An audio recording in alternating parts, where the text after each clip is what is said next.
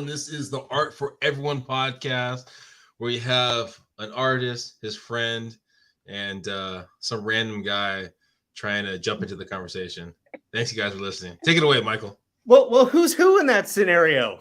You know what? That's for the audience to kind of figure it out, to kind of dissect it and see who's who. Who's that random person there? There you go. There's the challenge. That's why you should listen to the show. But first and foremost, I want to thank our sponsors. I want to thank Edelman Fine Art. That is my primary gallery here in San Diego. I would love for you to check them out. I also want to thank Canvy. Now, Canvy is my favorite staging app. So if you're an artist and you want to stage your work in different rooms on different backgrounds, I strongly recommend that you try Canvy. If you go to canvy.com/Carini, you can try Canvy Pro for 30 days, absolutely free. But today we have a wonderful guest with us. Her name is Danielle Lazala. If I butchered the name, let me know, but let me turn it over to you, Danielle, so that you can introduce yourself. Hi, thank you guys for having me. I was taking notes on your staging situation. Great tip, thank you. So like you said, my name is Danielle. I am an artist and business owner here in Florida, Orlando, Florida. I started off 2017 with a whole official business, well, small business, but official. I have the basic background in art. You know, my mom is an artist. My dad's a musician. So I've always been around the whole artistic scene one way or the other. Mostly take over my mom, not my dad's side. He's not very much, you can't, stick figures. But I started off with the business online, primarily online, moved from Miami to Orlando. And then here, there's a really big local artist scene or support for local artists. 2021, I started doing more market pop-ups in person. And that's kind of how I became more known in the Orlando area for local artists. And now we're here, online and in person. So whenever we do this show, I always tell the guests we don't have a series of questions. It's a very organic conversation. But just with your intro, I have like a handful of questions that already came up. So this is good. This is a positive thing. So one thing I'm going to want to get into at some point on this episode is business in Florida versus business in California, because operating expenses and whatnot in different cities and art market there. So I'm going to want to get into that. But first, I think we should start at the beginning. So you come from an art family, and it sounds, I think you're one of our first guests that kind of comes from an artistic family. Fun. Glad to be here first then. So yeah, my mom went to school for public marketing. So she's really good with signage, lettering, promoting, and just, has an eye for it. I grew up doing the what? That was my background. I was in the sign industry. There you go. I feel like that's a very important skill to have. Like it helps every way, in every possible. Yeah. So I grew up with the basic arts and craft time, after school. My grandma was a art teacher also. She was mostly like sewing and painting, but she also, till this day, we still have our arts and craft time together. So that's kind of like our thing. So that's where the background really comes from as far as arts. So okay, when you, this is kind of go off topic, but it kind of made me think about it. There's a guy that we actually went to school with. I don't know if you remember, but I'm not gonna say his name. But he was good at playing the guitar, right? So when we go house parties, there'd be a guitar there. He'd play the guitar, get all the ladies, right? Is there kind of a thing for artists, right, that basically kind of go the opposite direction? Like at a party, it can be a way of, I guess, drawing really quick, I guess, to grab people's attention, but I mean, is your mom kind of an extrovert, introvert? Was your dad extrovert using that skill set? I mean, what do you remember kind of growing up? I feel they've always been very open-minded, super open-minded. With my dad being in the music industry, I guess you can say, having to do performances and like having to just network himself out. And back then, social media wasn't like it is today. So back then they have more of like a one-on-one, easier conversation started, I guess, versus now I'm like, you can see me on social media and I'm like, hey guys, like what's up? And then in person I'm like, hi, I'm Danielle, like how are you? So I've seen a difference in that sense. I feel like they're very open and out there, and like they will be like, yeah, I do this or I do that, versus I'm like, yeah, I do that. But what about like parties? I mean, like when they're out around people they probably don't know, are they more of outgoing? Because like, I mean, if you Michael, I mean, again, we talked about this. I don't know, probably till I'm blue in the face. He is his persona on social media is very outgoing, but if you talk to him, pretty much a kind of introvert, right? Very so. Yeah, right. So like, are your parents? I mean, because I'm assuming your dad, being an artist, probably is an extrovert, like kind of just naturally. Yeah. So they're both extroverts, I think, at the right time, but then also could be introvert as far as like appreciating alone time and me being more like having quiet days type of thing. But my mom, when they were together, my mom used to plan and like her market the concerts. So like they both had a good outgoing personality where like you can say and they will find something to talk about. And entertain the people, I guess, with the conversations. And my dad will literally pull out a drum or whatever instrument to, you know, get the thing going. So, well because both of you guys are kind of introverts. Because Danielle says you're talking about introvert.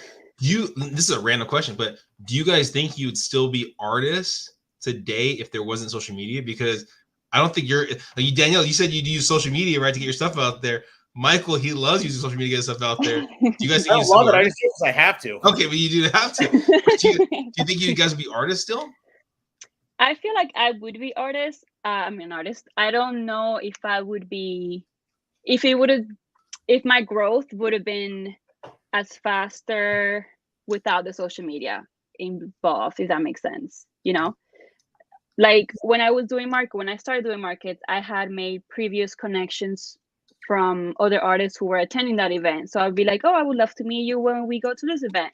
So I would come in to say hello with sort of a previous conversation, even if it was a small talk, but there was already some sort of like foundation ready. Whereas I'm like, hey, I'm Danielle, let's start from zero type of thing, you know?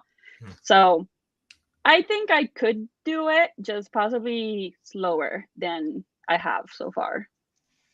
Yeah, I think it would just be a different game. And I think it's a double-sided coin. And I think that in terms of business, extroverts have this advantage of being outgoing, being able to present themselves, and that can very much help with sales. But social media has given introverts like myself the tools to have the reach and to be able to, in increments, be a little more extroverted to the degree that it can help them grow their business. Now, if we didn't have social media, I guarantee I probably wouldn't be able to reach as many people.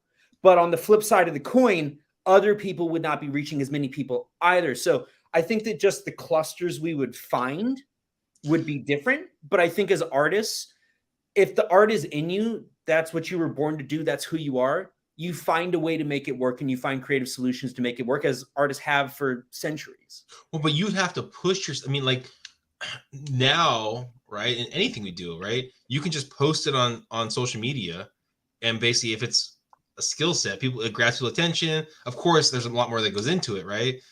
But then, if you didn't have social media, you'd have to actually get on the corner, start talking to people. You know what I mean? Like, hey, look at my art piece. Hey, I got a show coming up. Come see me here. This is this. Like, you got to push yourself out of the comfort level hard.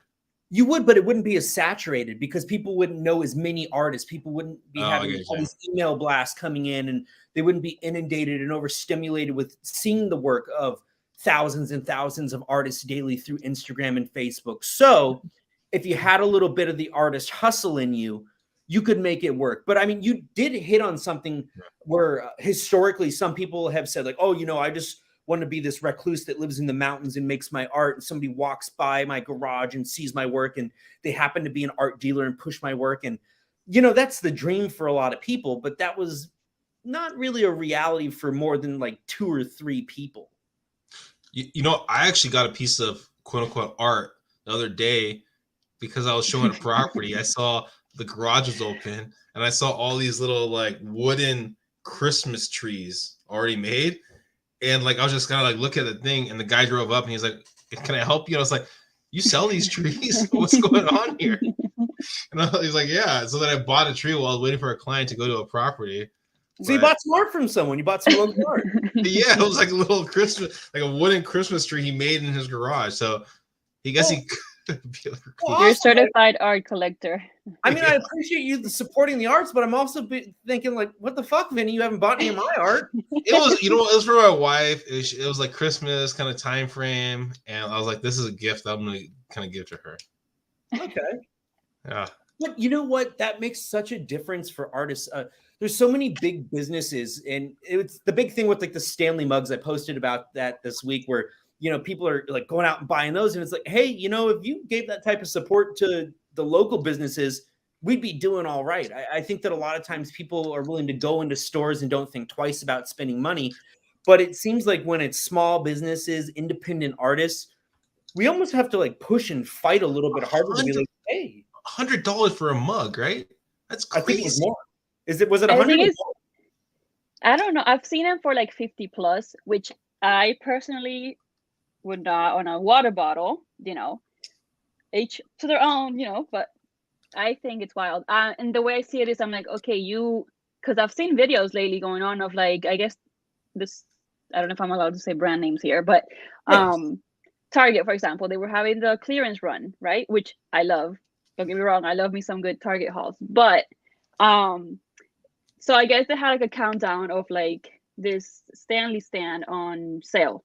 And people were running. I'm talking like you would think there was a fire, running towards these cups to grab. And they had a limit of like 2 per person.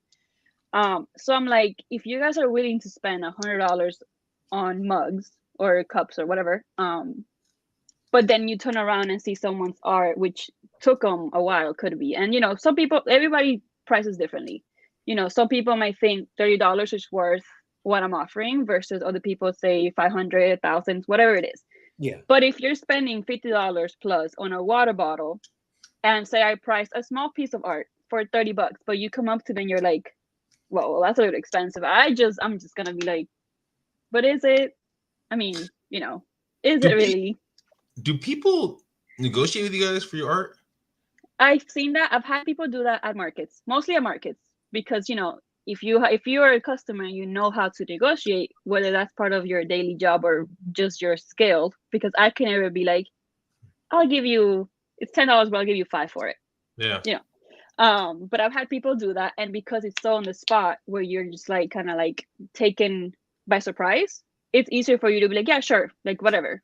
It's making a sale, And I'm never insulted when people ask to negotiate, but I know it kind of depends on the artist. It depends on the circumstances. How do you feel about it? Are you insulted, or are you kind of always open to negotiate? I don't mind. I'm always open, mostly because right now I don't have my own like designated studio. So I'm very limited on space. So it's kind of like I gotta make, keep it going, like a rotation type of thing. Like make, let go, make, let go. So I don't mind. And at the end of the day, if you're in it, like, yes, I'm trying to make a living out of it, but at the end of the day, I do it because I enjoy making the art. And if somebody else has to, a budget or whatever it is to lower it a little bit, I don't mind. I will just be like, yeah, sure. Like, I mean, do not lowball me for like $1 on like a $50 thing, but I mean, I'm willing to negotiate. So. Same with me. I mean, I always look at it as I want to find a win-win. And if I can make someone's day, make them happy. And sometimes the other thing is for artists, this is something you can do. You can negotiate with people, but if you come down on your price, maybe say to them, okay, I'm willing to do that, but would you consider leaving me a review on Yelp or on Google or, posting it on Facebook or posting it on Instagram and telling people about me or giving a referral, something like that. So you can always work with people. That's only at a street fair, right? You can't do it at a gallery. No, there's some flexibility. Like most of my galleries have about a 15% wiggle range where somebody's like, oh, can I get a discount? And sometimes my gallery will contact me and be like, hey, this person made this offer on this piece. Do you want to do it? And I could say no, but just like Danielle, a lot of times I am limited on space. I'm trying to make this work. So something out and money in is usually a win for me. Interesting. I didn't realize that there was wiggle room in that. Yeah. And my thing is also because I'm such like impulsive in the moment type of artist. I'll make 5 pieces or whatever, because I'm like hyper focused on this specific design or art style. And then it comes a couple weeks later, I'm like, okay, well, I'm over it. Like, I don't even want to have it in here. So that's when I'm like, somebody get it. And sometimes I'll do giveaways because I feel like that's also a way to connect with new people. You know, you reach somehow new people sometimes.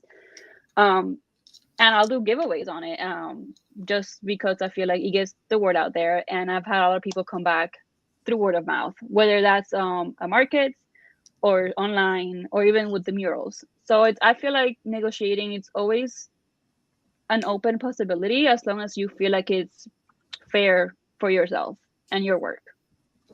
That might be something for me to consider right now. I've done it before, but the giveaways, because it can sometimes generate just this boost of energy and direction towards your work, which can sometimes just get things back on track when it feels like you have lulls in the business. And I feel like it's also nice knowing that there's people willing to be part of your giveaway, you know, like interested in possibly winning, which the chances are very slim if you're only picking one winner, for example, you know, but they're willing to like take the chance on it because I might win this artist free art. And it doesn't necessarily have to be on like your most expensive work. You know, if you do prints, which is a more budget friendly production type of art, that's also nice. Or even like gift cards for your art that they can use on your website, things like that. Whatever it is, as long as it's free. That is the hook there. People do like free. I love free, so. I mean, but I wonder though. I mean, like free's nice, but do you appreciate free as much as you appreciate a massive discount, right? Well, like, know that there's a value to it. Like, if one of my paintings is listed in my gallery on their website at $1,500, and we're doing a giveaway, and it can be seen that, hey, there's a $1,500 value for that, then I think in that case there is an appreciation for it. Well, I think they almost have to buy in though, right? I mean, like buy in by, like you said, commenting. If the first 10 people comment are put into this raffle, or the first people to share this post and comment below are put into this raffle, or whatever it is, but they have to do almost like you said, a buy-in of some sorts by doing some kind of activity or paying something, $1 or something like that, to get part of it. Yeah, you're so right. And that's tricky too, because speaking from experience, I have donated a lot of works over the years to like nonprofits, to raffles, auctions, things like that. And for raffles, I would sometimes donate pieces that were worth a couple $1,000s. And the amount of money that was earned by the raffle in many cases was like $20. Like, oh, you know, like I'm glad, you know, I was happy to give you this piece, but it's not really generating even any interest or anything like that. So I don't want to say don't donate things, but you kind of got to do your research and make sure that you're getting like a little promotion out of it or something, or that it's working for you. Because I have in many cases donated things where there was really nothing that kind of came on the back end. And I've had people tell me, well, you know, you can write it off. You can write it off. That's not how it works with art, because I have a bookkeeper, I have a CPA, and I have tried doing this before. And they come back to me every time and say, well, unless it's appraised and blah, blah, blah. And even if it's appraised, you still probably can't get the value, the retail value of the work. Generally, for donations of art, you can only get the cost of the materials. So it's like, okay, so I made something that's priced at $2,000, but all I can claim on a donation is the material cost, which is like the canvas and the paint. So technically, I'm actually losing money because all my time went into that. So it's not like I want to be selfish, but it's like I make my living as an artist and I want to donate. I want to help more people, but it doesn't always benefit artists to do donations for that reason. Yeah. And I think as an artist, the main thing is setting your own boundaries, whether that's with someone else or like within your own self. Just like, okay, I'm willing to donate this piece at this much, but that's it. Like I cannot go any lower or any, you know, I think boundaries are important. Especially when you're trying to make a living out of it, because otherwise, if you have no boundaries, you will not make it. I mean, you know, or at least as far as you want it to go. So, and if you're not doing this for a living, like if this is a side hustle or a hobby for you, it kind of does give you some freedom to just do whatever you feel good about, which can be nice. Because when I had another job and I had income coming in, I was able to take more liberties and just kind of be like, oh, okay, today I feel like doing this, or today I feel like doing that. Whereas it's like now, because this is my sole source of making my living, I have to be much more conscientious about every little decision and where the time and the energy goes and where I'm giving things away and like public perception. It's a different game when it transitions from hobby to living. I agree. And I noticed that because, so my educational background is psychology. I did my 4 years in psychology, clinical psychology mostly. And I worked at a behavioral center for 4 years. So during this whole time, art was more of a side hustle.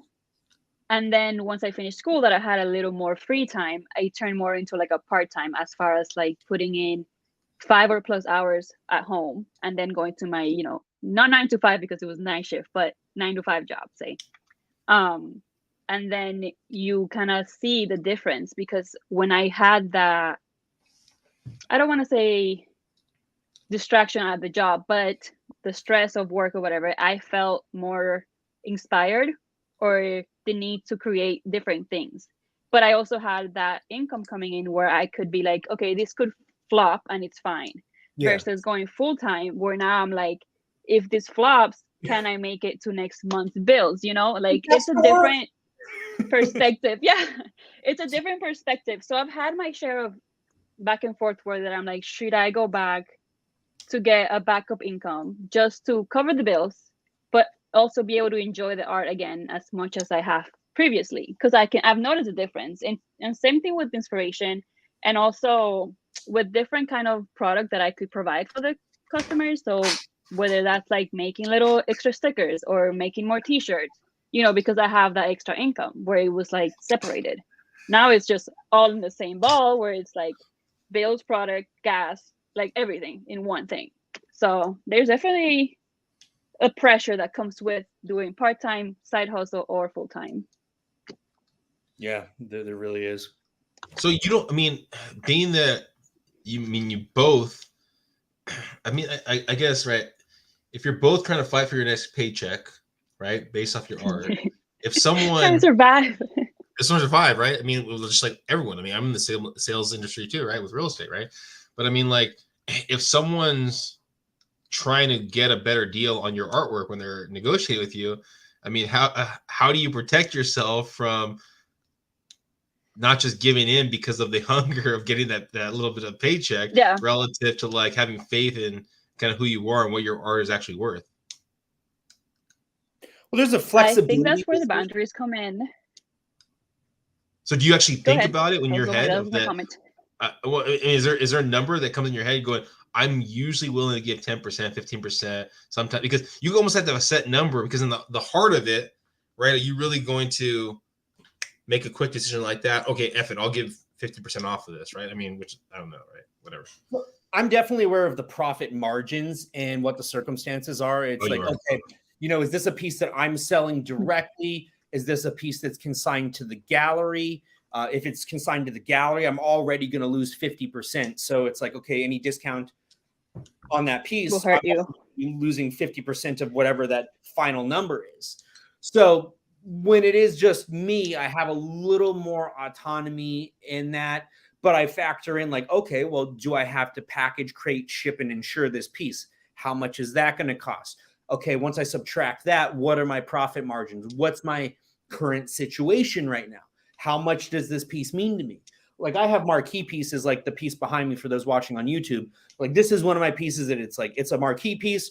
There's a little flexibility, but it's a money piece, and it will stay with me until it sells for something in the vicinity of the range that it is listed at. Then I have other smaller pieces where it's like, okay, you know, bargaining or bartering on a piece that's in the $500 to $1,000 range is very different than bartering or bargaining on a piece that's in the $30,000 range. So it's one of those things that as artists, we kind of just, and as a salesperson, we need to just kind of look at it on a case-by-case basis of what's good for me.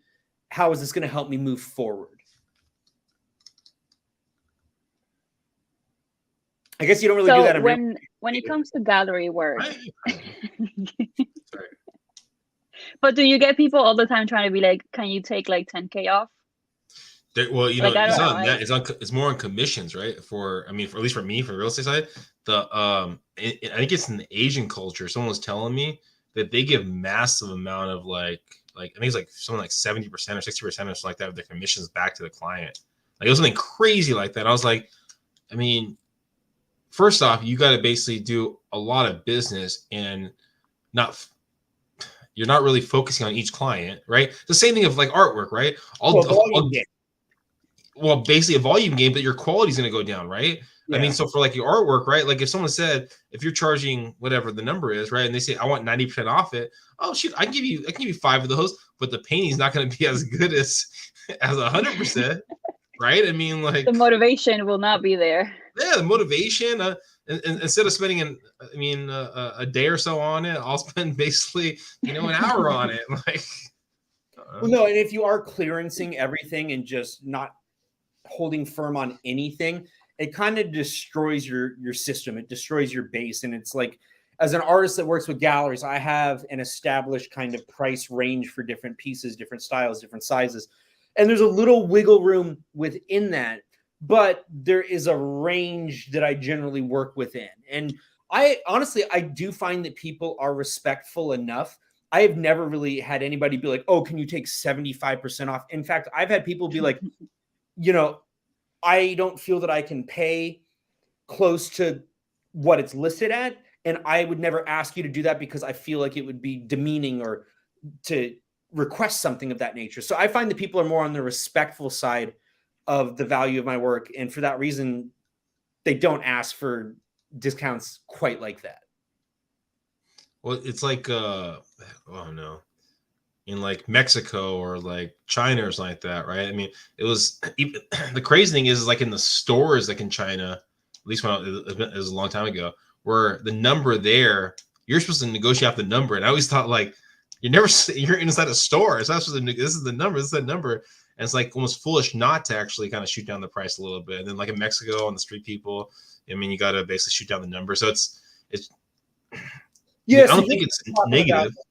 So you're kind of talking about like street vendor or maybe street art or things that you see at an outdoor festival versus going into a high-end gallery. So there's kind of like a spectrum of like even in parts of like, well, at least for China, and I mean, I'm assuming there's other like Eastern Europe. I mean, I don't really remember too much, but when I was traveling out there, like even inside the store, right, it was like the number we're asking for is not the set number. You have room to negotiate even in the store. So I mean, it's a cultural thing too, and I don't think it's a negative thing. It's just basically a cultural thing. It's a very common thing in Santo Domingo, Dominican Republic, which is where I'm from. Super common. Like my dad, that man can negotiate, but and I think it's just like you said, a cultural thing over there. There's a big, it's a very cultural, artistic country, but also, I feel like with tourist places like that, you have a lot of I don't want to say fast, not like the fast fashion of art, but faster production, let's say. And because they have so much, they're willing to take off whatever percent off just to make a sale.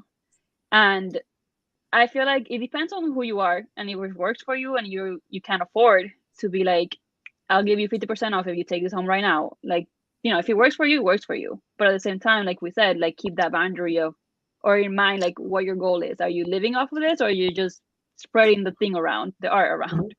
Well, like Michael was talking about, he was talking more so about like some of the people don't even want to take less of it because they don't want to offend him because he's living off it, right? But I don't even think that in like where you're from, right? I don't know if people are actually thinking if it's like offensive. They're just like, this is part of the business. Like I'm supposed to try to cut down the price. I'm not trying to offend you, right? No, trust me. Yeah. There are times that I wish people would like, where people are like, oh, I don't want to offend you by asking you to go less. I'm like, there are times that I've been like, I'm happy to go 20% less and call it a day because I know that you're going to. So the other thing is if I know that it's somebody that is going to appreciate it and that's going to respect the work and that's going to share it, that has an intangible value to me that is worth more than the 20%. So that's where kind of the relationships come into play as well. So it's a very muddied game in the arts, in the sale of arts. Yeah, I think with the in person, for example, because online you have the power of how much percent you really want to give off. So for example, like I'll have a sale of 20% off when you spend X amount. That's you have control over that. in person, because I always also take account I'm not shipping things because you're buying it right there. So that's already a cost that I kind of like take off. Um, I'll do a couple deals. So for example, say buy one sticker for $3 or buy 3 stickers for $7. So Yeah. instead of buying 2 stickers, I'm like, do you want one more for $1 extra? So I feel like people find those kind of deals useful, and sometimes that's why I don't get as much as like negotiation, because it's already a deal. Well, no, it is already a deal. So for example, prints, buy one for 20 or buy two for 35, you get $5 off. So when people see it that way, they already see like you're willing to not give less for your art, but work with them and the budget, because there's a big range of budgets for everybody, because you have people who genuinely love supporting the locals, but then you also have people who like want to do that but under budget, which is totally fine also, because I go out sometimes on a budget myself and I'm like, well, today I have this much to spend at this market, or wherever the case is. So I feel like it's all how you see things, and if you're willing to work with the community, also with the supportive community, because at the end of the day you want to appreciate them too, like show appreciation towards that. And you mentioned something else there too. You mentioned online versus in person. And for a long time, one thing that I did was I did not list prices online. If people wanted originals of mine, they had to contact me. And that was such a conundrum, because it was like, I don't want to list the prices and scare people off. I also want to be able to have conversations with people, because it allows me to kind of cultivate the relationship and to have a dialogue back and forth and to negotiate with people that might be intimidated by those prices that may factor in crating and shipping, which can sometimes be hundreds of dollars. But Mm-hmm. we also have a market these days that does not want to talk to the seller, that wants to go on and purchase something, that may just get drunk one night, swipe their card, purchase something, and hey, I don't want to miss out on the drunk sales. So I was torn for a long time of whether it was the right thing to do or not, because of my price points, to list my originals online. And once my gallery started listing them online, I was like, okay, I'll list a few. So I don't list them all, but I still am kind of torn on, like, when artists ask me, should I list all my stuff online or should I not list prices? And I'm kind of torn. I think it can kind of go both ways for artists. And I feel like that's something I'm learning now as I'm getting more into murals, because mural pricing is one of like my hardest things, because it's at the end of the day, I enjoy doing the murals. It's great for portfolio, it's great exposure, it's great this and that. But so on the forum, I used to have a budget range where you can pick like, okay, I'm willing to spend between this much and this much, or different ranges. And ultimately I would use that as a guidance as far as like, okay, you have this budget, so I can design this for that budget, not to do too much but not too little, just kind of meet halfway. But I'm kind of losing where was I going with this? Or just your methodology for pricing in the budget range for people. It literally went away. But that's not what you. I don't know, Vinnie, were you listening? Because you can't even tell me yourself. I was going out with Michael. I was going after Michael. But you're talking about finding something that works for people, so that you could give them the best value for what they had to work with. And that's something that I have done too. A lot of times I will ask people, if they just contact me and say, I'm interested in your work, I'll say, well, what is your budget range? And once they give me a range of whether it's a commission or an established piece, it allows me to then kind of be like, oh, okay, their budget is 500 to 1,000, 1,000 to 2,500, 2,500 to 5,000, 5,000 to 10,000, 10,000 plus. And it allows me to then kind of go back and like be like, oh, okay, well, this is what I can do for that. And it kind of allows an artist to maximize the budget to get as much money as you can, but to give them the most value for that.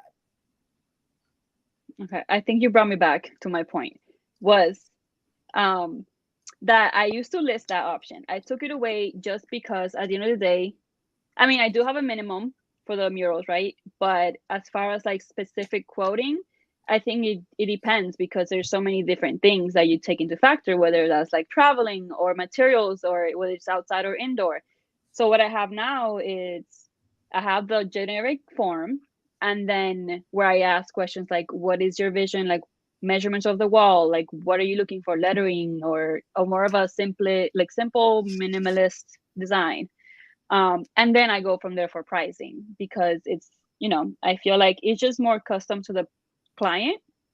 And so you can see like, listen, I'm willing to work with you. I do have a minimum where we start off, but that depends. The final quote depends on what you're looking for. And because sometimes, like we said, if we're starving and we got to make money out here, then you will figure it out. And so, what's the ballpark for? You don't have to tell me precise numbers, but what's ballpark for a mural? Yeah, I was curious about this too, Danielle. I was curious if you were willing to kind of share like the range of some of your murals, just for context. So what I've learned, because this is all literally self-taught in the sense where like I've just done my research as to if there's like equations or formulas to use for pricing and stuff. So from what my research has taught me, a lot of people do this per square foot. So you would do, say, if you're starting off, because it also depends on your experience and etc. So if you start off, you would do $10 per square footage, So if you have a 4x6, that's 24, that's $240 for the space, the wall. But normally you would include materials in that quote. On top of that. But no, within that $240, you would provide the materials with that for that cost? But again, that depends on design, because if you're using one color and it's a smaller space where you can use an 8 ounce of paint, that's obviously lower than a 6 color design that obviously needs 6 different colors, unless you're willing to sit there and do the whole color wheel yourself and mix things, So I did a mural for a festival a little over a year ago. And I had to get like a base color from Home Depot. And so you have to get a certain quantity of that. I had to get like a gallon of it for the color that I needed. And that color was north of $100 just for basically the primer coat. Mm-hmm. So that's like I said, it depends. It depends on indoor or outdoor. Outdoor paint is obviously more expensive because it needs more better coverage, and it has like all these chemicals that help reserve the paint better, or the quality of it for aftercare, whether it's like sunlight or climate, all those kind of things. So I've started off from before, when I first started, where I was like, this is just for me to get my name out there and also have some sort of portfolio to go show the clients. I've done murals as low as 200, depending, obviously nothing crazy, but basic design. Or whereas I've charged $7K for one. So it all depends also on your clientele, because if, for example, if my main audience is homeowners, from like, your regular person, their budget is going to be way lower than a company who makes all its money and can afford a higher priced mural. Yeah. So it all depends. Again, it all depends on what you're willing to work for and who you're willing to work for. Yeah, that's a good point too. And it's something that I take into consideration a lot, is who is the client? Am I dealing with a corporate client, a company that spends a bunch of money and and I posted something about this today. Art for businesses is oftentimes a write-off. So is it something they're going to be writing off anyway? In which case, you should be covering my time, materials. You should be doing some promotion on this. But the other kind of tricky thing for artists, and when it comes to murals, is that there's always somebody out there willing to work for free and for exposure. And somebody always knows, and I'm not knocking anybody working for free. I mean, hey, when you're trying to get your name out there, sometimes the best way to do that is to work for free. But it does kind of create a little bit of a conundrum for people that make a living doing this. And like for someone like me that has stuff priced a little bit higher, in many cases, I am going to be priced out because of my rates versus somebody that's going to be willing to just do it for a little bit of exposure and a post or something of that nature. So it's interesting because you can get somebody to do it for free. You can get somebody to do it for this price. You can get somebody to do it for that price. And it's really kind of all over the map. Yeah. But I mean, I feel like, because I've done things for free, but when I first started, for example, where I had one reel or a couple of reels go off, which is what helped my following really go up on the mural side of my art. What I was doing is I had a couple friends who are also small business owners, and they had their boutiques and they had, their shops and stuff. And I was like, hey, I am willing to give you a mural. Again, nothing crazy, but like decorate your space. As long as you put in the materials, you cover the materials, and we'll work on something. Which couple of those content creation, I guess, deals you can call them, it's what helped me take off. So it paid off at the end, because it helped me get more jobs and more people coming in and be like, hey, can I get a quote for this? And so it's worked out. Wait, so what happened? What you're willing to do. What happened with that one that took off? You said the one that took off. It was on Instagram. It like went viral, and so I got more jobs from that, because they were like, oh, I saw you on Instagram. I saw this mural. And so I had, like, from that free, I guess, kind of free job, more things came from it. Was it your Instagram though, or was it their Instagram? Yeah, it was yours. Mine. Yeah. Oh, gotcha. Okay. So you kind of wait out ahead of time. It was a win-win. Yeah.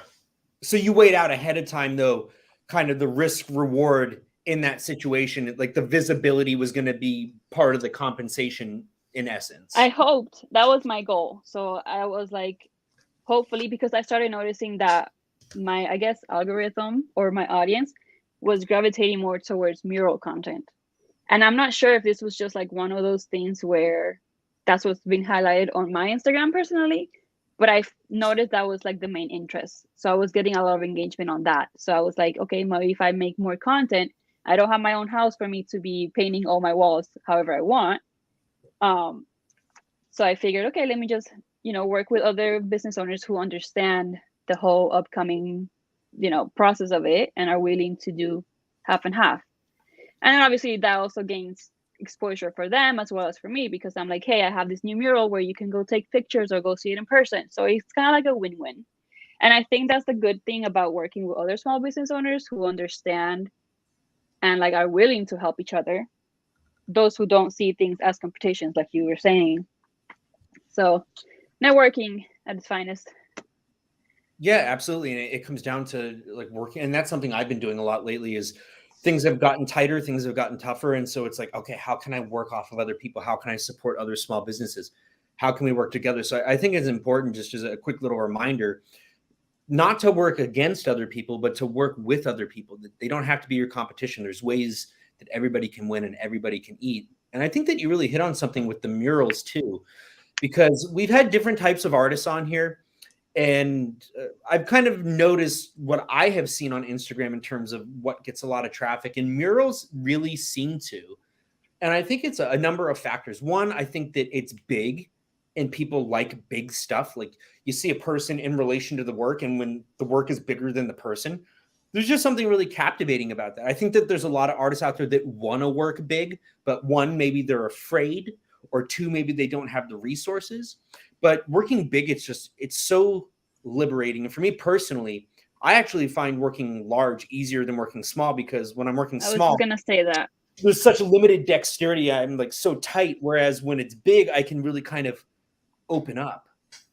Yeah. And it also depends on the style you're doing, because some might work for smaller canvases or small scale things or surfaces, but some things just catch your eye more as a large scaled piece, whether that's a mural or on a canvas, where it just works because you have more room, like you said, to, I guess, express the art and, complete it. And I also feel like with the murals, it became a thing because with social media and like all these Instagrammable spots, and whenever people are traveling, because, I think it's become such an aesthetic thing now also. Yeah. Those fun murals like attract the people, and it's like, okay, I've seen this mural, like next time I visit this town or city, I want to go ahead and take a picture of it or with it. So I think it's a great way to just spread, and like you can use murals for anything, like, bring awareness to whatever it is also. Very true. So are some of yours in very visible areas around your town? So the thing with, I feel like public art, it's harder with public places, because sometimes they need the city to approve it, or they need some certain like permits or licenses and stuff. So the ones I have in Orlando are more within someone's business where they have the say. We're like, okay, we can put this or we can work with that. But I've also had people tell me my landlord does not allow any type of like permanent art, permanent as in murals, or even signage. So it depends. I did have, so here in Orlando, there's this place called, I better not say it, but it's basically, it have an open parking lot where it has like different murals for local artists. It's free, but also it's like you bring your own materials. You don't get paid for it. It's just kind of like your own freestyle thing. And but the only thing with that is like you're putting in your time, you're putting in your material money, and then you know it's gonna get covered eventually because it's like a rotating type of thing. Oh, okay. So like you can get your name out there that way because you can be like, hey, I have this temporary mural where you can go take pictures with it. It just sucks that because it's temporary, it's not always going to be there and people might go back for it, but it's not there, you know?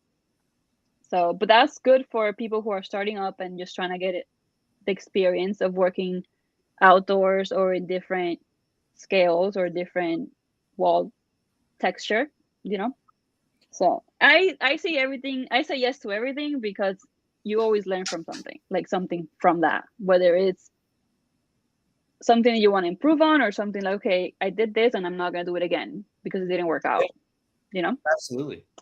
No, and I think that you're right too about the murals, and when it's a photo op, it just creates so much more engagement. And the other thing is interactive pieces. So when I did the piece at the festival, it was an interactive piece called, so basically I wrote hashtag free yourself and people could come up and write on it.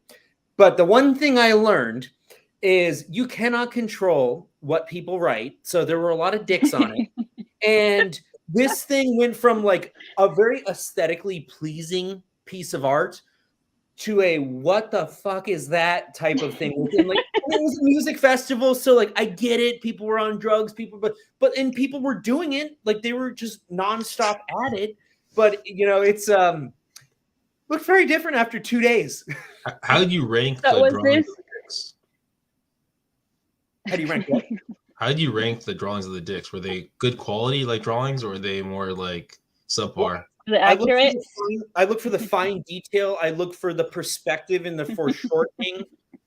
You know, all the critical elements of Renaissance art, the chiaroscuro and the sfumato and whatnot. And so, yeah, I'm very locked in on my criticism of that from an art historical perspective. Was this festival sort of like an EDC type of festival? It's called Wonderfront. So it's all different types of music over by the water line here by the bay in San Diego. So it was nice to do. I was thinking that more people were going to post and tag me because I had stuff on there. But again, it's one of those things you just never really know. There were some people that did. You know, maybe I ended up in the photos of some people's stuff. Maybe some people do follow me because they found me there. But, you know, the hope is just that if you're going to create something temporary and it takes a lot of time and it takes money, that you'll get some type of dividend on the back end of it. And, you know, sometimes it happens later. So you just never really know. And as artists, you know, we take chances. And like you said, Danielle, we either figure out the things that we like, or maybe we figure out things that we want to tweak or things that we don't want to do again. And all of those are valuable lessons. Yeah, and so I said that because the mural that I was talking about, the parking lot, I had done it, spent my only 2 days off from the hospital back in the day, doing this in Florida heat. The experience itself was fun. However, there was a mix-up between the manager and the next artist and the number assigned, like the wall assigned. So my mural was gone within 48 hours. And I was just like, nobody even had a chance to go see it. And, you know, whatever. And like, I was notified by a worker from the next business over, like, hey, I saw you working on this 2 days ago, but like, just wanted to give you a heads up that this happened. And I was just like, I knew that was going to happen, but not within that little bit of time, you know? I didn't even get to go take my professional photos for my portfolio, which was the whole point of that. I was going to ask you, did you at least get, because if you get the photos, you can be like, hey, I did this, and you can post it and share it. But if you don't even get that, it's like, no, I got like, I got my photos for like my photos, not like the professional ones. But I look back at it and I'm like, wow, like my technique has grown from those days of doing free murals. So again, an experience. Like I wouldn't do something like that again, but I also have seen my growth since then. Yeah. From that one picture that I got. So you talk about saying yes, and from yes, you try to figure out what you learn from it. I mean, we're pretty much halfway through. I mean, not farther along. So what have you learned from this podcast so far? Well, first of all, that I don't know if you listened to half of the things I've been saying, but it also, but I've learned as far as like the whole, where Michael was saying things with like the negotiation with galleries, because I've been wanting to try gallery work, I guess, more. I was part of one, but and that's where my introvert side came out, where I was like, I don't know any of these artists, versus when I do markets, you see kind of the same vendors every now and then, and you build that relationship there, versus when I was at the gallery, I didn't know another artist. And I was very shy to be like, hey, this is my work, you should buy it, because that's where I'm saying I will not sit here and like shove my art down your throat. Like I will be like, yeah, you should buy it, but I'm not gonna like force you either. So it felt very out of my comfort zone. They had wine, which was a great icebreaker, but so I don't know. I would like to try gallery. I do have my first solo show coming up in March. Oh, right on! We'll Congratulations. see how that goes. Thanks. With these, actually. I think that would be good to kind of dive into some of the different ways that you can show your art as an artist is to do the fairs and the festival circuit. And we talked with Jason Humphrey, who does a lot of the festivals and fairs and events here in San Diego, many of which I've done, but I kind of got away from. Part of the reason I got away from them is because it just wasn't the right market for me. I found that when I did the fairs and festivals, there were oftentimes hundreds of other artists. And because there were hundreds of other artists, by the time they got to me, people were overstimulated. They weren't really looking to buy. And so with all the overhead and whatnot associated with that, it just didn't seem like it was a good financial decision for me. So as I've shifted more towards working with galleries, I always said, oh, well, I'll do those events if I do them through the gallery. So the gallery is bringing me, they may be bringing other artists, but I'll come out and I'll live paint or something like that. But one of the things that I'm doing right now, because you mentioned wanting to work with galleries more, is I myself am looking to work with more galleries, in particular galleries in other cities, other markets, because I found that San Diego, I've tried to avoid saying this for a long time, but it's a difficult market. It's not an impossible market, but it's a difficult market. And I have several galleries here. I love them. They're great. But I need to find relationships in other markets. And the best time to find new galleries is when you already have galleries, because it's like success. People want success when you have success. But how can you get success without success? It's like the thing about, like, you want to move into a new industry, but you have to have experience. But how do you get experience without having experience? So I feel blessed right now in that I have some galleries that I work with, because I can use that to try to leverage that to find the new relationships. And so I can also look at the other artists in my galleries that I try to work with and be like, well, who do they show with in other cities? And I can reach out to them and be like, hey, can you put in a word for me? Because a lot of times when it comes to the art industry, word of mouth and a referral can go a long way. And sometimes that's the hard part, is just like getting your foot in the door. And for San Diegans, if you heard that correctly, Michael says you're difficult. So if you see Michael walking down the street, there you go. You know what? I'm not even gonna. There goes your clientele. I'm gonna validate and say yes, you're right. Like there are people here that I'm like, I do events here, and I'm like, if people don't like my art, that's fine. But it's not just me. Like I have done a lot of the events here, and people, like, there will be alcohol booths, like wine booths, right next to like one of the artist booths. People will go up, spend $30 on a glass of wine, but people will not then come over to the artist booth and spend $3 on a motherfucking sticker. It's like, come on here, we're fucking starving. Buy a goddamn sticker. Just a sticker. It is crazy the pricing of alcohol out and about. So you said then. My question is for Californians, you guys. I was there last year, and I did go San Diego for a couple of days, and Venice Beach and like all the stores. And I saw there's such a heavy like artist scene, right? With like all the arts, whether that's just street art or commission art, I guess you would say. LA is much bigger. So if you were near Venice, that is much bigger. LA is much bigger. Like I went to school in LA. Like LA was the place I was told, like, why would you go back to San Diego? San Diego's like there's not much going on there. And my thought process is, well, I grew up there. I love it there. That's where I'm comfortable. I'm going to be successful where I can kind of work within my ability. Like I will push myself, but I can also push myself to be a big fish in a small pond. And I can be a voice that kind of helps shape the scene there. And so that was kind of my thought process. And I've tried to do that. I hope I've done that. You know, I can't say whether I have or not. Other people would have to kind of speak on that. But and it's not that I'm trying to leave San Diego. It's just that I know I need to kind of grow outside of your comfort zone and at least add on. And like, so I'm looking now at like Laguna, which is so Laguna is in between LA and San Diego, and that's a money market. So demographics where there's a lot of money being spent on art. I'm looking at Scottsdale. Scottsdale is a big market. I'm looking at Florida. Particularly kind of where you are, because I know that that's a big market. Santa Fe, New York. Yeah, so, but if you go to Florida, I mean, because you've talked about it, right? The cost and the headache of actually transporting your art, right? Florida be a long way to get your art out there. Expensive, no? Yes. So there are a couple galleries that I'm looking at that are technically online only galleries, which means that they'll put my stuff online, and then if it sells, I have to ship it. But the sale has been made. The other thing is I'm looking at some galleries that show some smaller pieces. So if I have to bundle up 10 smaller pieces and crate them, yeah, it's going to cost some money, but it's not going to be ridiculous. And maybe I can talk to the gallery and be like, hey, will you split the cost with me?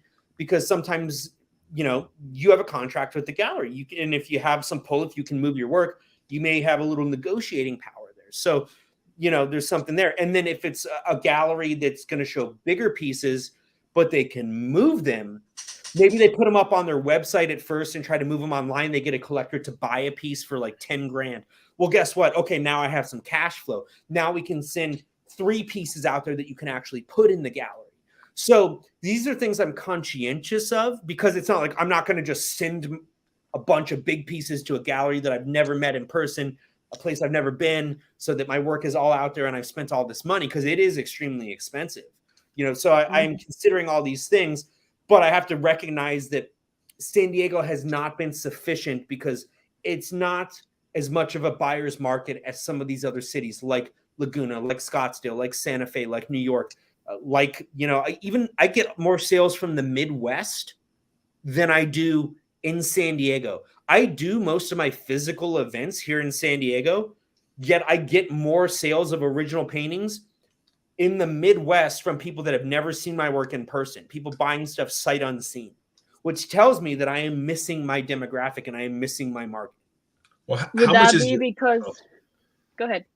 No, I was gonna say. I mean, for I guess both of you, and you. I mean, sorry to jump out. How much is your artwork and how much is your story? Make sense, Danielle?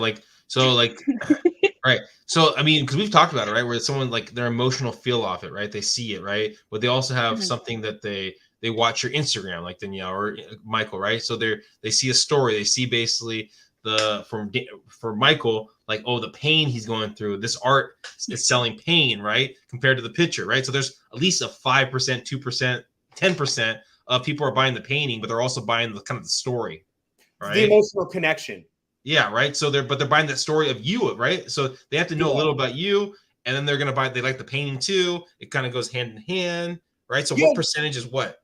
Yeah, I mean, they're buying a piece of you. They're investing in you. They're investing in your story. They're investing in your future. I don't know. I think it's almost like it could be 100. You know, it's not something that you can necessarily separate. I don't think. And I think that's why I'm so, I guess, shy about doing gallery work or something that's more one-on-one, because I feel like obviously people want to, meet the artist and be like, what is the reasoning behind of this? But my reasoning behind starting the art thing was because it was something I enjoyed, but it was also an outlet working from the psychiatric hospital, where it was just like your general outlet of hobby. So it's like if you sat here and you asked me like, what is the meaning behind your art? I don't have like a very deep reasoning behind it, other than it was good for my mental health, and I feel like I'm not the only one who goes through these kind of waves. And if it makes me feel happy, all the colorful, and I do have some things that have more like positive sayings on it, like the stickers and t-shirts are more of like motivational things. But that's kind of it. Like if it brings you joy, then that is my goal, because that's how I view my art, And Danielle, you mentioned mental health in the psychiatric hospital. Have you worked with or targeted working with hospitals and doing murals for them? Because that's something that I have been really trying to get into, because there is a lot of money there. And it's not just about the money, but like, yes, I'm not going to lie, money is nice in the sense that it puts a roof over your head. But it's nice to be able to do stuff in, like, when you're connected to mental health and you want to help people, to be able to create something of hope and of inspiration to put in those places. Have you worked with some of those? So I haven't had a personal reach towards like other hospitals. Coming from where I worked, I knew that wasn't the owners or CEO or whatever main interest, as far as like giving a more of like a homey feel to the facility, because it was very straight to the point. I think that would have been a great choice for the kids unit, for example, who, I feel like some sort of motivational thing, design, or the colors would be a little more appealing because they're kids. I would like to do some work with them. I mean, regardless of whether it's a mural or just some sort of thing. So I have a coloring book, for example. It's very interactive, and it's just kind of like your basic distress doodling, freehand, whatever, so it has like a doodle challenge, or it has like make a list of things you're grateful for today, things like that I feel like would be great activities for people in the hospital during their stay, because it's just like a simple take your mind off type of thing. I just now started reaching out more formally to businesses to be like, hey, would you like to do a mural for this? Or for example, like I would love to do a mural at a school with, elementary age or even middle school.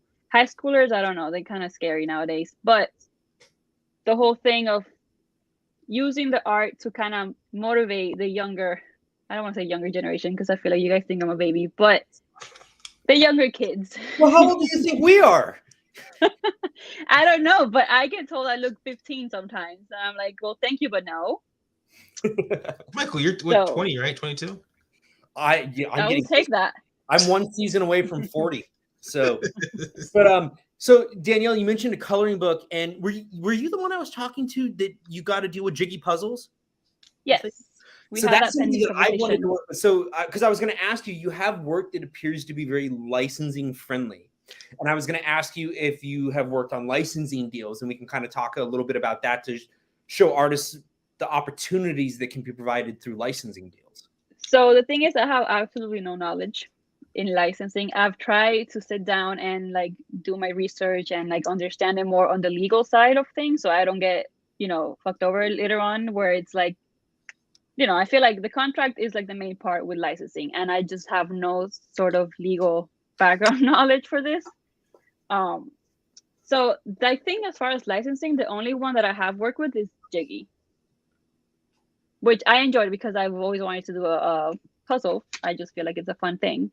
But other than that, I don't think I have had any other situation like that. Because even with the murals, I know there's people who say, okay, you can have this mural design for X amount of time. To me, I'm just like, what am I going to do? Come back to your house a year from now and be like, hey, it's time to renew your contract in your home? Like I just haven't had that situation where it requires a timeline. But I do feel like I need to have more knowledge on it.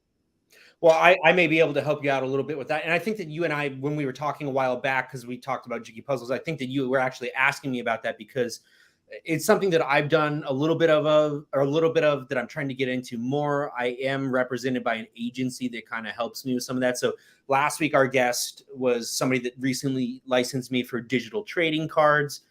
We have had Swap-Ons as a sponsor who has licensed me for phone cases and whatnot. But your work definitely has a very licensing friendly feel. So I feel like you would probably actually perform even better than I do in terms of licensing relationships for your work. So we can definitely talk more about that privately, but I think that that is a great opportunity for artists. It is oftentimes supplemental passive income. It's a way to get your work on different products of big companies. I have my work licensed as canvas prints through several sources. And through one of those sources, one of the distribution channels is Bed Bath & Beyond. So like if you go to the Bed Bath & Beyond website and you type my last name, it comes up with a bunch of my work that's available. So licensing can be great, but you do want to pay attention to the contracts. It may vary based on the business that you're working with. Some companies may offer what's considered high royalties, like maybe 25%-ish. Some may offer 10%, some may offer 5%. But it gets interesting because I sell canvas prints on my shop that I am in control of. I control the pricing, I control the margins. So it's like if I sell one of those through my shop, my return is maybe several $100s off of one piece. But if somebody purchases one of my works through one of the other licensing channels I have for canvas prints, it may sell for $80 because they mass produce and they can sell it for much cheaper. And then on top of that, I may only get 5% of that. So I may get like, $3, $4. Oh, and then because of my contract with my agency, they take half that. So, sometimes a canvas print may sell and I may take home $1.50 through one source, but through another source, I may take home $350. That makes sense. Yeah.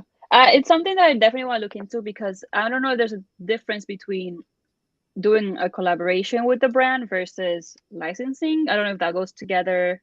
I don't know how that works. It can be separate because with some of my licensing deals for products, it's like, okay, the contract is for the product. But if they want me to be like a brand ambassador and do like some live feeds with them, things like that, they want to pay me to maybe do a commercial where I do one of my audios because I do my audios on Instagram. That's how you found me. That's a separate thing. And so I can make maybe more money doing that, but then kind of have royalties coming in over time through the product licensing. And the product licensing is great because manufacturing. Is there any place you guys wouldn't put your art? Wouldn't? If someone was like, okay, I don't know. I'm guessing you'd be okay with this. Someone wanted to use your art as a tattoo or something like that, but like, let's say if it was on like a brand you don't believe in. Huh? Yeah, something you wouldn't believe in. Like you're like, I don't want my art to be associated with that. Oh, so I think that just comes from being comfortable. Like, for example, I'm very pro, say, LGBTQ community. I love the community, and I would never work with someone who's like, F that community, because at the end of the day, it's something that I believe in and I'm okay with or supportive of. And I just feel like it will reflect, like whoever you work with somehow reflects who you are. That's how I see things. So I'm not gonna work with someone. But how do you research that? I understand. Right? How do you research it? Like, no, I get what you're saying, Vinnie, because it's like you don't know everything about everybody. And it's like if you're an artist and a company comes to you and it's a big company, the ethics of one person within the company may vary from the ethics of the overall company. So, it gets messy. And like for me, like, because you hit on something big that I have actually had to have that conversation with myself, because I was like, well, what if a company came to me, but I didn't really like what they believe in? But I also am the type of person where it's like, I don't necessarily have to believe in everything that another person believes in, not everything, but I also want to represent myself in a certain way. But if I can kind of get in the door and change the culture in this place where I don't believe things, maybe that could be a positive. And the other thing is, if I don't like them, maybe I should just take their money. But these are all conversations that you have to have as an artist. It's like, hey, if you have an opportunity, but if a company is just like, oh, I hate this group of people or I hate that, it's like, okay, you may not want your work associated with that. Like today, actually, this morning, because I have an OnlyFans page, I actually had a meeting with OnlyFans headquarters about collaborating and working with them in a way to work with their marketing, their merchandising team, to maybe put a new focus on them of how OnlyFans can be a number of things, that it could be a platform for artists that, yes, it can be for this. And I don't knock on that. I don't judge that, but it can be for other things too. What is this? I'm not familiar with OnlyFans. What is this? So like, we had Autumn on and we talked about sex and marketing. And so a lot of people, and it was funny because I had this meeting with like the corporate headquarters, but I was kind of cautious of the way that I said things. But I did wear my shirt on today that says, please buy my art on my built for OnlyFans. And I did get them to confirm. They were like, no, we're kind of tongue in cheek about the way we do things too. They're like, you're good with that. We don't have a problem with you doing that. So I got their blessing to do that. But I was like, hey, I'm kind of somebody that walks the edge of things. And, I would like to work with you, maybe be somebody that represents you to change the perception of how people see you. Not that there's anything wrong with sex workers or people that do that, because I work with a number of them. They're the sweetest girls that I know. I do some great projects with them. It's strictly professional. It's very professional. And I love working with them, but it can be other things at the same time. But I have had to kind of ask myself, people have seen that I am on there. They don't necessarily know what I'm doing on there. Is that maybe having some brands look at me and be like, oh, he's on there and it has this stigma, and we think of that platform as in such a way that we don't want to work with them, but maybe I can change that perception. Maybe I can. Well, we had a I'm not gonna say which sponsor, but we had a sponsor that listened to one of our episodes and was like, I don't want our name attached to the episode, because we were a little more open with the conversation. And you know what? I have a big gripe with that too, because there are a lot of companies that say, oh, we support that. Like companies will have Mental Health Awareness Month, or, oh, it's Pride Month. And they want to be all about it when they're making the money and be like, we support that. But you start talking about it and they're like, oh, we don't want our name attached to that. Well, do you really support it then? Like if people because we were just having an open conversation, and I don't feel that the conversation we had about sex and art and marketing, I don't feel that we crossed a PG or PG-13 boundary. We were just having an open conversation about being an artist and the different paths, the different avenues. And we talked specifically about what the boundaries were and what would be crossing the boundary. So having a conversation about crossing the boundary is not, in my opinion, crossing a boundary. So, that kind of changed a little bit of my perception about that company. Maybe that's me, and people don't have to care what I think. But then it goes into back to the initial thing, right? Of like, how, if there's a company that you put your name to, and then like Danielle was talking about, that maybe someone at the company says something negative about basically LGBT or whatever it might be, right? And now they're like, oh my gosh, Danielle, oh my gosh, what a blah blah blah. She cancel her right now. Yeah, cancel her, right? You're like, cancel culture is scary. Let me tell you, it's scary. There was one time like on Twitter, when Twitter was like, so Twitter had this time frame where it was known, at least my side of Twitter was known as art Twitter, which it was literally all artists.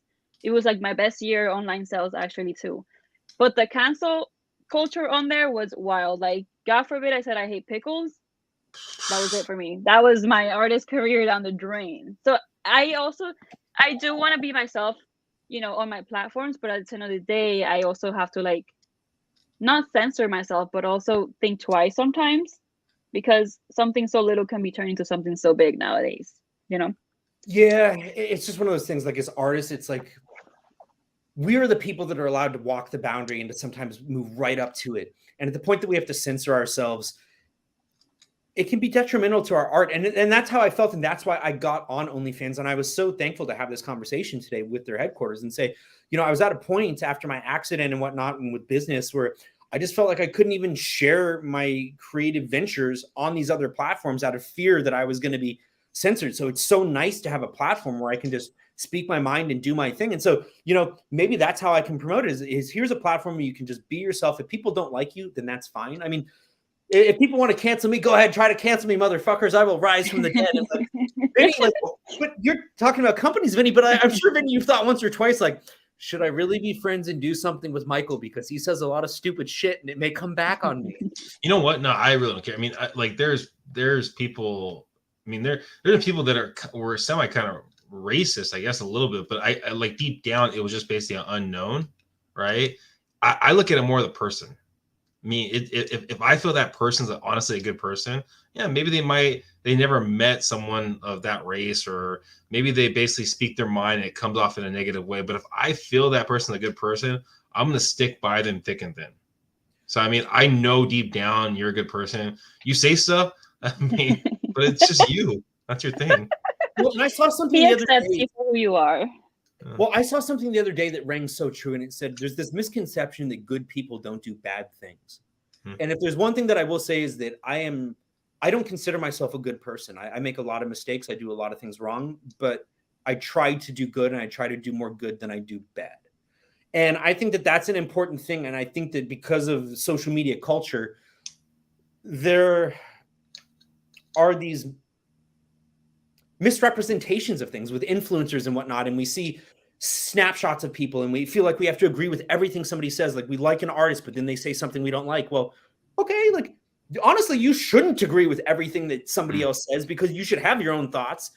And if you're agreeing with every single thing that somebody else says, like, are you really an autonomous individual? Well, as long as I think if the person can speak about why they said what they said, right? I mean, like if they have no feeling behind it, right? Like let's say, I don't know, I don't like apples. I don't know, whatever. I don't like apples, right? Canceled. Yeah, you're like, oh my gosh, this person hates apples. Oh my gosh, cancel this person. But like, if I say that the reason why I don't like apples is because one of my relatives passed away because they ate an apple and they're allergic to it, and that's why. So I mean, something's just so stupid, right? But if they have some kind of meaning behind it, then I can go, okay, well, tell me about what does that mean? Okay, have you thought about other apples? Like, it's having some, instead of just saying something, just say something to get people riled up, I guess. But not one of us has the time to learn every detail about somebody else's story. And so we have to have this understanding of that. And I'm guilty of it too, of being like, I hear something or I see something and I'm like, oh, fuck that person, fuck this, fuck that.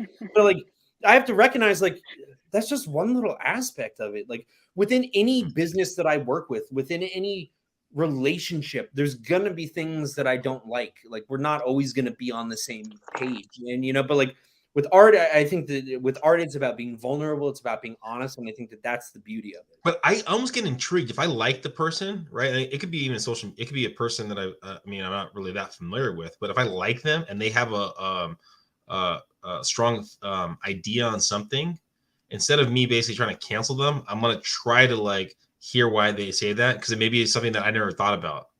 Yeah, so in a different way. I don't know. Make more of the effort to be understanding in that situation and just be curious. I mean, right? I mean, someone told me that I had an interview today with an intern, and like one of the things she just said, she goes, "I'm just curious. I want to do it because I'm curious." And I was like, "That's a great way of looking at life. Like, just be curious." Like, yeah, I'm curious about you saying that. I'm like, I would give that person a chance. Yeah.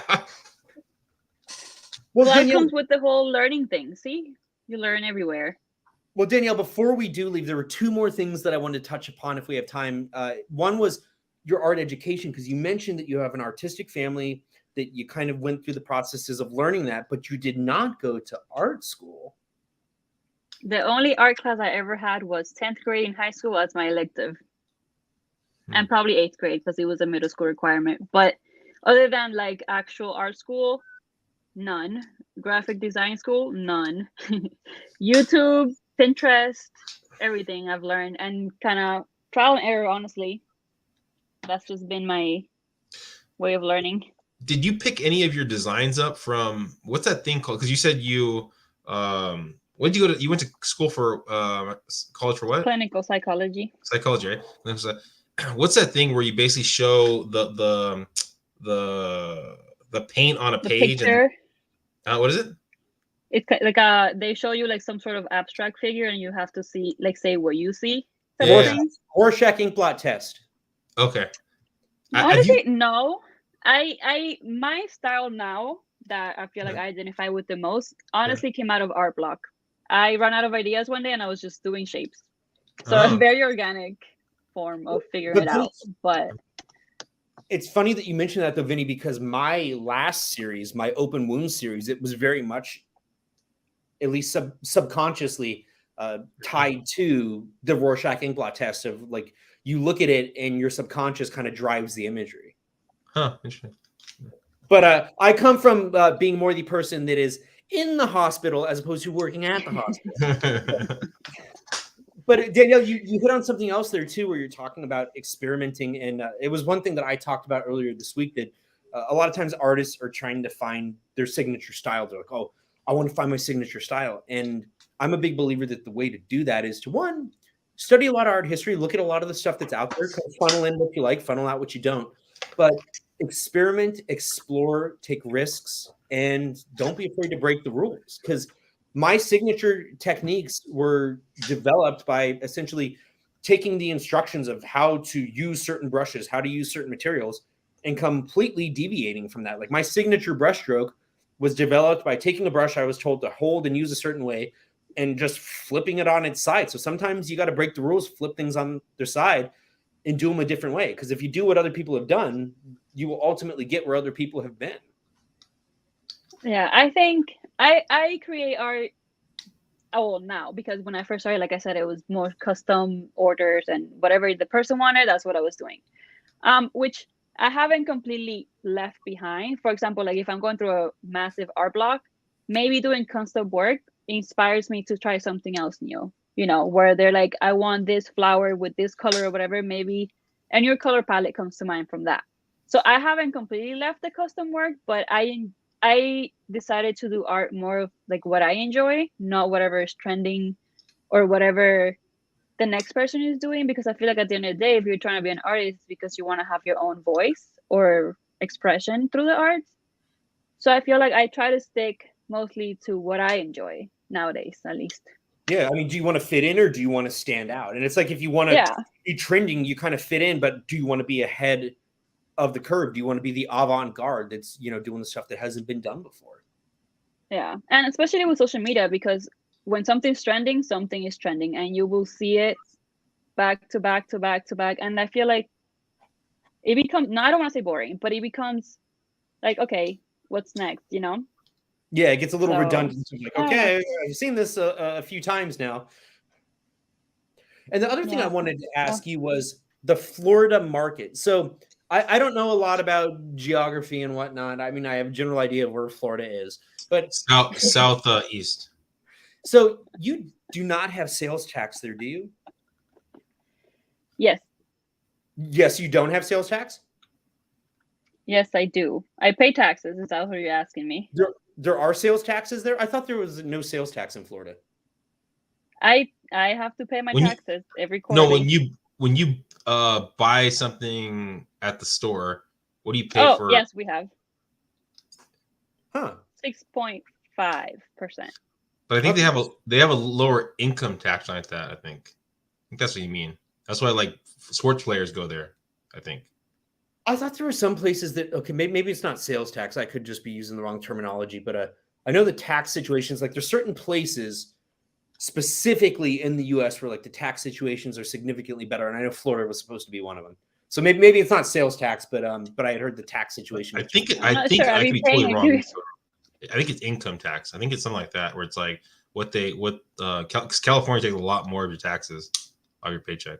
Well, they don't take a lot out of mine. I would say, if I could remember from my pay stub days, it wasn't like super crazy amount of taxes, but I mean something that I wish was lower because of our minimum wage or income in Florida.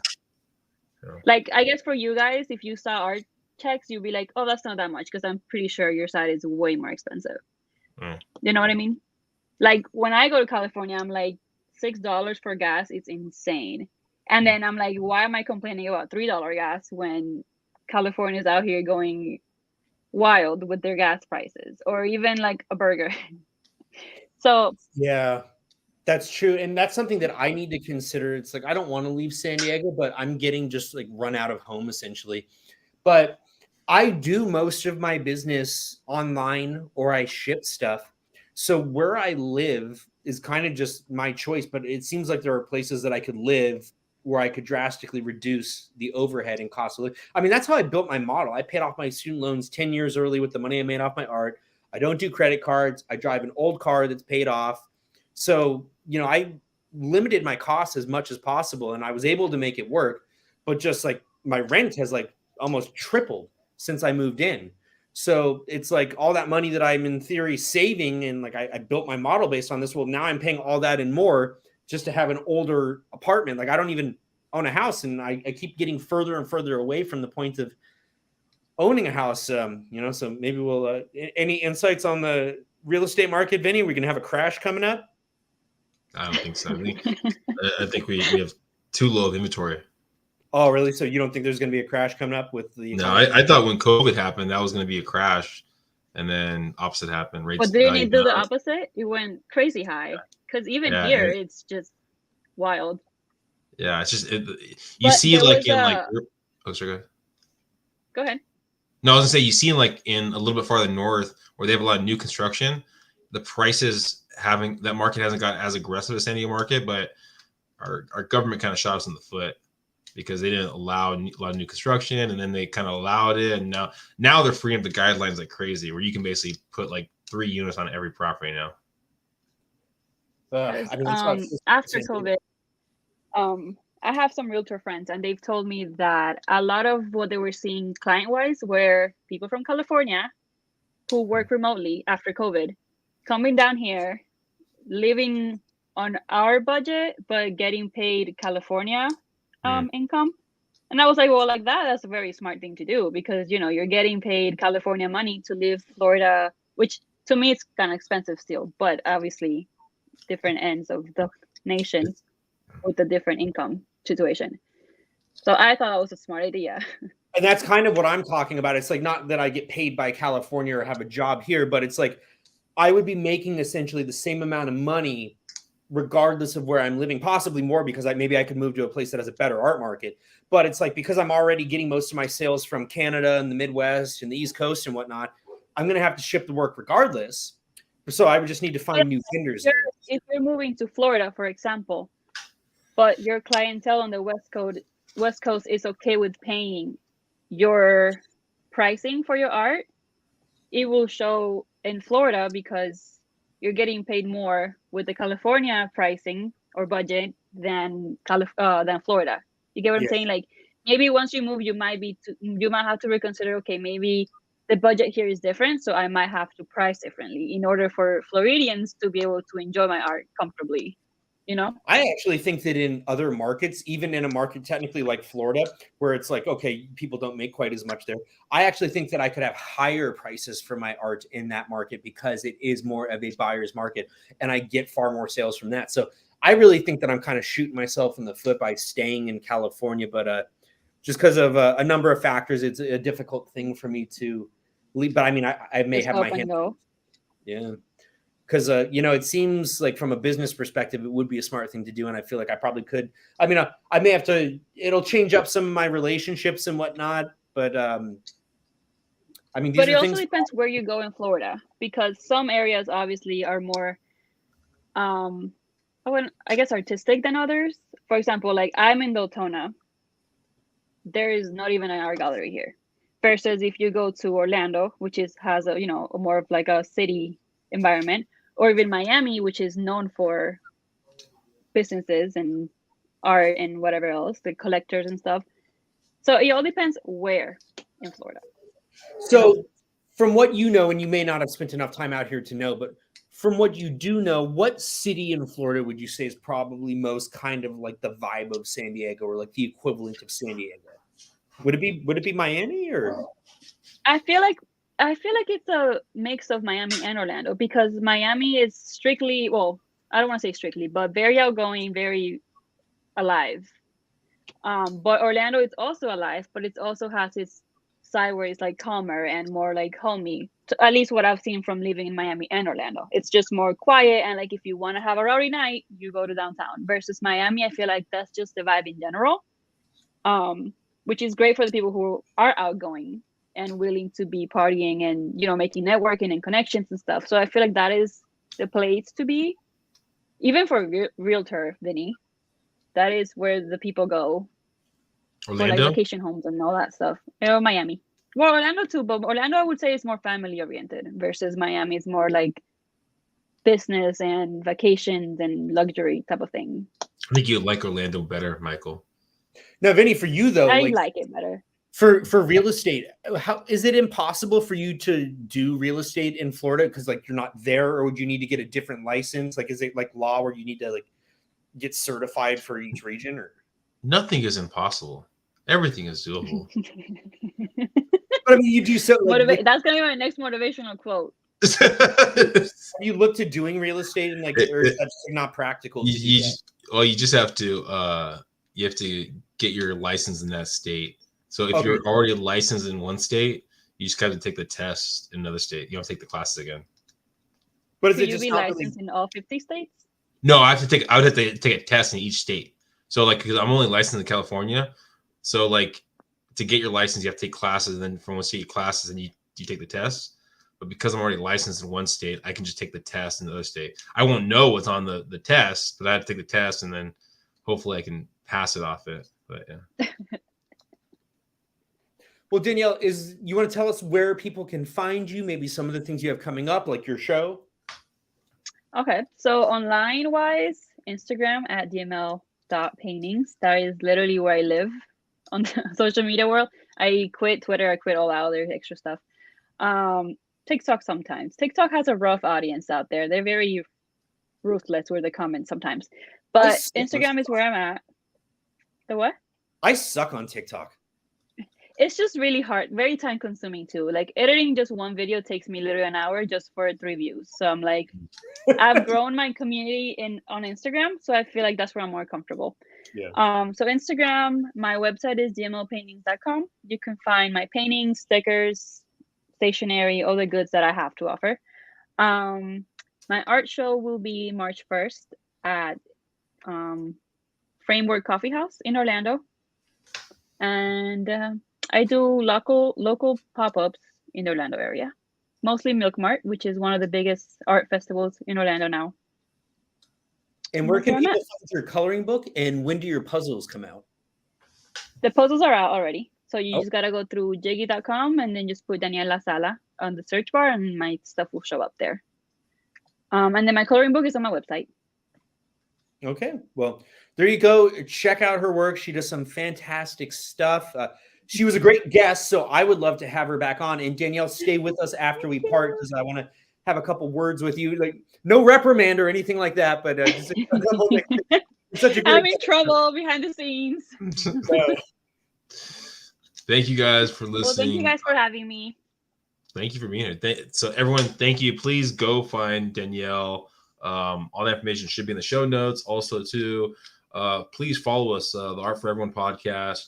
We usually do this live on Thursdays. We usually release it on most Mondays, but it does vary based off it. So if you want to be here live, you can ask us questions and be more interactive. But if you just want to hear the podcast while you're driving, do that too. Thank you guys. Please subscribe, please share, and go tell your friends.